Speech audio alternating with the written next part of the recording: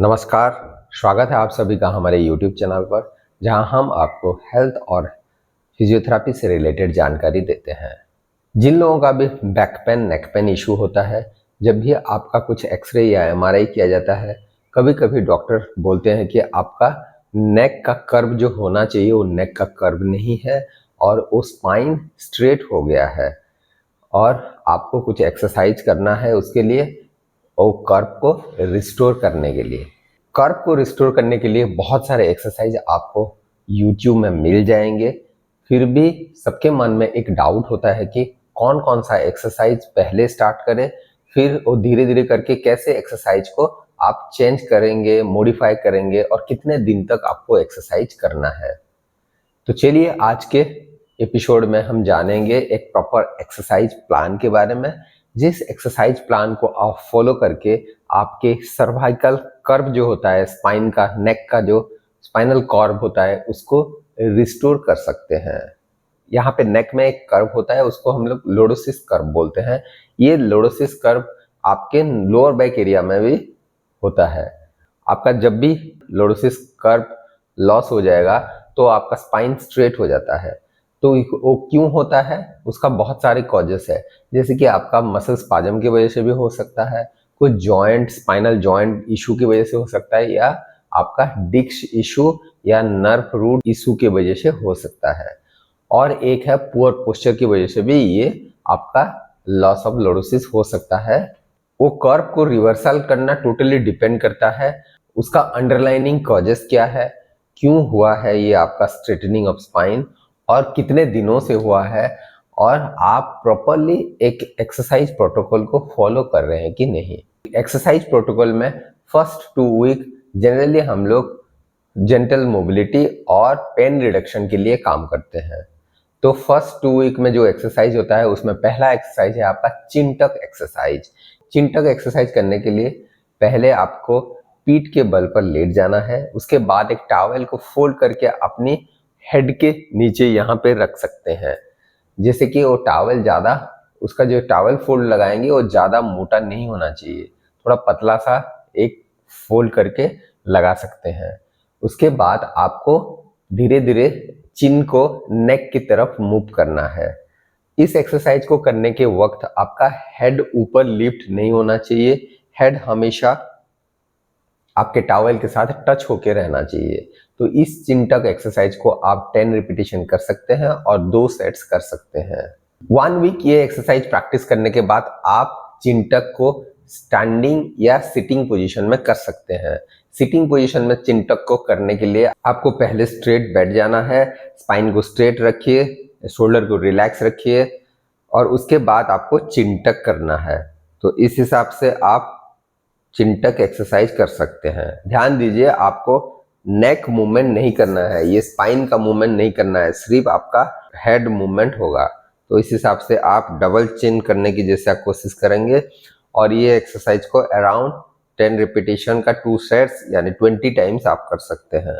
Next exercise है आपको scapular squeeze करना है। आपको बेसिकली अपर बैक का पोस्चर को करेक्शन करने के लिए और इंटरस्कैपुलर मसल, ये जो शोल्डर ब्लेड है, ये शोल्डर ब्लेड के जो बीच में जो मसल्स है उसको एक्टिवेट करने के लिए एक्सरसाइज करना पड़ता है। तो उसको करने के लिए पहले आपको ऐसे स्ट्रेट बैठ जाना है, उसके बाद दोनों शोल्डर ब्लेड को क्लोज करने की कोशिश कीजिए पीछे की तरफ। इस हिसाब से क्लोज करने की कोशिश कीजिए, उसको होल्ड कीजिए 10 सेकेंड, देन छोड़िए। इस हिसाब से आप इस एक्सरसाइज को 10 रिपीटेशन और 2 सेट्स कर सकते हैं। तो टोटल आपको 20 रिपीटेशन का एक्सरसाइज करना है। आपको पेन और इन्फ्लेमेशन को और मसल स्पाजम को रिड्यूस करने के लिए पहले एक्यूट केस में स्टार्टिंग में आप आइस लगा सकते हैं इन्फ्लेमेशन को और पेन को रिड्यूस करने के लिए। आफ्टर 7 डेज आप जो टाइट मसल्स होता है और स्पाजमोडिक मसल होता है उसको रिलैक्स करने के लिए हीट पैक यूज कर सकते हैं। आफ्टर 3 वीक आप पोस्चरल स्ट्रेंथनिंग और कर्व सपोर्ट के लिए कुछ एक्सरसाइज कर सकते हैं। तो आफ्टर 3 वीक आप 3 to 5 वीक तक, अप टू 5 to 6 वीक तक आपको ये एक्सरसाइज करना है। तो इसमें पहला एक्सरसाइज है आपका वॉल चिन टक। वॉल चिन टक करने के लिए आपको पहले दीवार के सहारे खड़े हो जाना है। आपके बैक एरिया, आपके हेड, पेल्विस एरिया और हील आपका टच होके रहेगा आपके दीवार के साथ। उसके बाद आपको चिन टक करना है।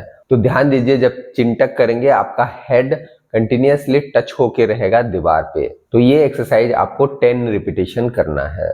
नेक्स्ट एक्सरसाइज है आपको आइसोमेट्रिक नेक एक्सरसाइज करना है। आइसोमेट्रिक नेक एक्सरसाइज करने के लिए पहले स्ट्रेट बैठ जाइए, उसके बाद एक हाथ ऐसे साइड में रखना है, हेड के साइड में ऐसे रखना है। उसके बाद आपको क्या करना है, हाथ को टाइट करके रखना है। अभी हेड से हाथ को पुश करने की कोशिश कीजिएगा। सेम टाइम में सेम साइमल्टेनियसली आपको हैंड्स को इस नेक मूवमेंट को रेजिस्ट करना है। तो टाइट करके हाथ रखिए, फिर नेक से उसको हेड से पुश करने की कोशिश कीजिए। तो यहाँ पे मसल कंट्रैक्शन होगा, उसको होल्ड करके रखिए 10 सेकेंड, देन रिलीज कीजिए। तो इस हिसाब से आप ये एक्सरसाइज को 10 टाइम्स इस साइड में कर सकते हैं, देन दूसरे साइड में 10 टाइम्स कर सकते हैं, देन पीछे के तरफ इस हिसाब से आप 10 टाइम्स कर सकते हैं, देन आगे की तरफ इस हिसाब से आपको आगे की तरफ जब आइसोमेट्रिक करेंगे तब नीचे की तरफ देखने की कोशिश कीजिए और उस टाइम में आपको रेजिस्ट करना है ये मूवमेंट को। तो इस हिसाब से आप 10 टाइम्स कर सकते हैं। नेक्स्ट एक्सरसाइज आपको thoracic extension exercise with foam roller करना है। आप फोम रोलर या एक राउंड पिलो भी ले सकते हैं। फोम रोलर थोड़ा अच्छा होता है।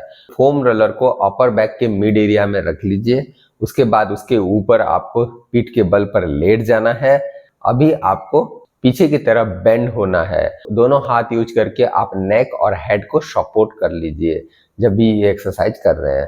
तो पीछे की तरफ बेंड हो जाइए, जब पूरा फुल स्ट्रेच फील करेंगे फिर ऊपर आ जाइए। इस हिसाब से आप ये एक्सरसाइज को अराउंड 10 रिपीटेशन कर सकते हैं।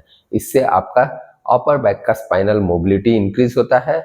आफ्टर 6 वीक आप कुछ एक्सरसाइज कर सकते हैं जो कि आपके कंट्रोल एक्सटेंशन एक्सरसाइज होता है, और उस एक्सरसाइज सब कर्व को रिस्टोर करने के लिए बहुत ही यूजफुल होता है।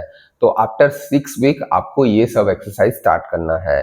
इसमें पहला एक्सरसाइज है आपका मैकेंजी सर्वाइकल एक्सटेंशन एक्सरसाइज। इस एक्सरसाइज को करने के लिए पहले आपको स्ट्रेट बैठ जाना है। आपका स्पाइन को स्ट्रेट रखिए, शोल्डर रिलैक्स रखिए, पीछे की तरफ रिट्रैक्ट करके रखिए। आपका हेड को रिट्रैक्ट करना है, पीछे की तरफ ऐसे रिट्रैक्ट करना है, देन ऊपर की तरफ देखने की कोशिश कीजिए। तो इस हिसाब से इस एक्सरसाइज को आप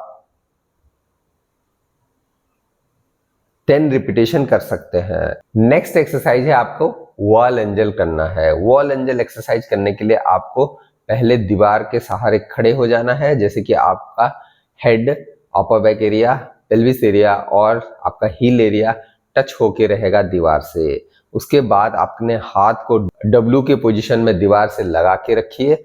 उसके बाद हाथ कंटिन्यूअसली आप दीवार के साथ टच रहेगा और उसी टाइम में आपको हाथ को ऊपर की तरफ स्लाइड करके वाई की पोजीशन में लेना है। ध्यान दीजिए, इस एक्सरसाइज करने के वक्त अपना हेड और आपका पेल्विस एरिया और आपका अपर बैक एरिया और हील एरिया हमें कंटिन्यूअसली दीवार के साथ टच होके रहेगा।